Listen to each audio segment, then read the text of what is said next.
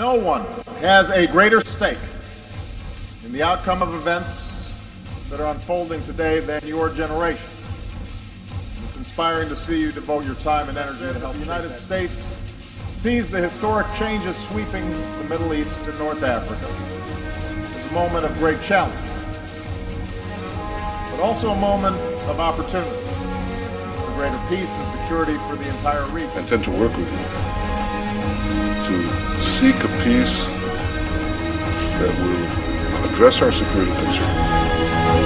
Incredible new video just into our newsroom of a massive twister hitting central Oklahoma. Rick has been watching. Oh my God! Back up! Oh no!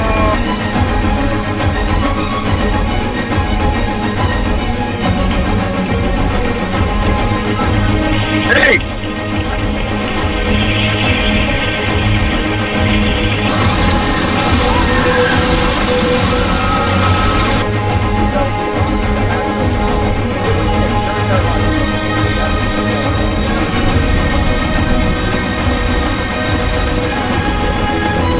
Forever changed without along the state's flood zone.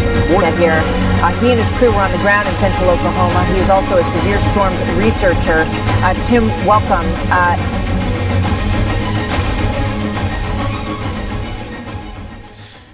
Donc, si on continue pour les points importants de cet article, on va aller voir la raison pour laquelle il soupçonne qu'il y a une masse importante, comme une naine brune dans notre système solaire. Ça a commencé avec la découverte récente par le Dr. Brown de la planète Sedna, ici. Ce qui est assez intéressant de regarder, c'est qu'on voit ici que la planète Sedna aurait une périhélie de 76 unités astronomiques et une aphélie de 975 unités astronomiques. Voyez-vous que ça rend la possibilité de Nibiru à 3600 années de période de révolution orbitale, et à 640 unités astronomiques d'éloignement de notre Soleil est absolument possible parce que Sedna est catégorisée comme étant une planète naine. C'est une petite planète avec une masse très très faible et elle peut aller jusqu'à 975 unités astronomiques. Elle a donc une orbite très très grande elliptique alentour de notre Soleil, dont la Philie est à 975 et le périhélie, son endroit le plus proche du Soleil, à 76 unités astronomiques, ce qui la rend encore beaucoup plus loin que Pluton elle-même. Et donc, ce que le Dr. Brown a découvert, c'est que cette planète-là, Sedna, ne devrait pas être ici. Autrement dit, elle est trop faible de masse pour être sous l'influence, pour être affectée, ou être sous l'influence de notre Soleil. Regardons à quelle année elle a été découverte. On en voit l'annonce ici dans le journal Discover et The Man Who Finds Planets.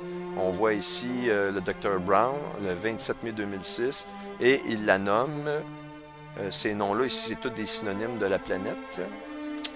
Ok, on voit Sedna, Santa, Easter, Bunny, vraiment, là, Xena. C'est vraiment spécial, les noms qu'on leur donne. Des fois, je me pose des questions. Ils nous rient vraiment dans la face. Je veux dire, ils savent qu'on ne prend pas attention. Ils peuvent dire en pleine face des choses qui s'en viennent. Puis nous, ben, on continue d'écouter la télévision. On ne s'occupe pas trop vraiment des indices qu'ils nous donnent. On appelle ça en anglais « hidden in plain face ». In plain sight, pardon. Hidden in plain sight. Ça veut dire vraiment caché en pleine vue. C'est devant nous, on ne le voit pas. Et l'autre étude, le docteur Mattesi fait partie de l'équipe de recherche de WISE avec le Dr. Brown. Et lui, le Dr. Mattesi, a fait aussi une étude qui était en 97, si je me rappelle bien. Et cette étude-là, c'est la preuve cométaire ou le fait que les comètes nous amènent la preuve qu'il y a un corps massif dans la région éloignée du nuage de Oort. Donc, cette étude-là, ce qu'elle dit, en fait, c'est pas compliqué, c'est qu'il fait une étude de plusieurs comètes. Et dans ces comètes-là, il y en a plusieurs qu'elles ont des vitesses et des orbites de telle sorte qu'elle devrait quitter totalement le champ de gravitation du Soleil et ne plus être sous son influence. Mais pourtant, ces comètes-là, curieusement, finissent par revenir dans notre système solaire, ce qui ne peut être expliqué par une masse manquante non encore découverte d'un système, d'une grosse planète qui, elle, réattire ces comètes-là en direction de notre Soleil. Elle aide le Soleil, elle additionne la masse, si vous voulez, du Soleil et fait en sorte que ces comètes-là, finalement, reviennent vers nous. S'il n'y a pas cette masse-là inconnue, de grande masse, de grande importance, alors juste avec la puissance, la masse de notre Soleil et en additionnant les planètes de notre système solaire, ces comètes-là auraient dû normalement quitter et aller continuer leur route dans l'espace sidéral, ce qui n'est pas le cas. Donc le docteur Mattesi est arrivé à la conclusion qu'il y a une masse supplémentaire dans le système solaire. Donc, on a si vous voulez, deux scientifiques, Dr. Brown, qui lui arrive avec l'étude de Sedna à la même conclusion que le Dr. Mattesi dans l'étude des comètes. Maintenant, comme l'équipe de la sonde WISE estime que Némésis, si elle doit être trouvée, devrait se situer dans la région du nuage de Oort.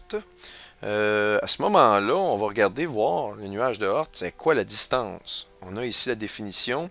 On parle de 50 000 unités astronomiques. Il s'agit d'un très intense épaisseur ou endroit dans lequel il y a énormément de déchets, d'astéroïdes, de déchets flottants dans l'espace. Et c'est vraiment d'une épaisseur et d'une densité très intense. Et justement, c'est que, selon leur théorie de l'équipe de WISE, c'est que, étant donné que Némésis se promène dans ce nuage-là qu'on voit ici, avec sa rotation, envoie éventuellement des comètes et des déchets, des débris, des astéroïdes qui menacent notre planète et notre système solaire, dans la direction de notre système solaire. Maintenant, la question que vous allez me poser, c'est comment ça se fait que tu décris une orbite qui peut avoir 640 unités astronomiques seulement, et que là, on parle du nuage de Oort à 50 000 unités astronomiques? La réponse, c'est qu'il y a le nuage de Oort intérieur et le nuage de Oort extérieur. Je vais vous montrer. Donc, ici, le titre de ce document-là, c'est Inner Oort Cloud, or Kuiper Belt. Ça veut dire qu'ils peuvent l'appeler aussi la ceinture de Kuiper. Et le nuage de Oort intérieur. Et cette ceinture-là de Kuiper, eh bien, on la voit ici. On a premièrement une série de débris entre Mars et Jupiter, mais on en a une augmentation très prononcée à partir de entre 100 unités astronomiques et 1000 unités astronomiques. Voyez-vous la flèche ici, Inner Oort Cloud, et vous avez ici à 50 000 unités astronomiques, 10 à la 5, c'est 50 000. C'est vraiment ce qu'il parle. Le nuage de Oort, ici, serait à 50 000 unités astronomiques, mais le disque interne de nuage de Oort, excusez-moi, se situerait environ en 6 et 700 jusqu'à 1000 unités astronomiques. Et c'est exactement là où notre orbite, l'orbite de Nibiru ou de Planète X, si vous voulez, qu'on a trouvé, atteindrait environ à son aphélie, c'est-à-dire son point le plus éloigné du Soleil. Pour vous faire une imagerie, pour vous faire une image de qu'est-ce que ressemblerait dans cette vue-là en 3 dimensions de l'orbite de Nibiru, c'est qu'elle partirait environ d'ici et aurait une ellipse de telle sorte qu'elle tournerait très proche du Soleil et retournerait comme ça jusqu'à son aphélie, à environ un angle de 33 degrés comme je vous le montre ici.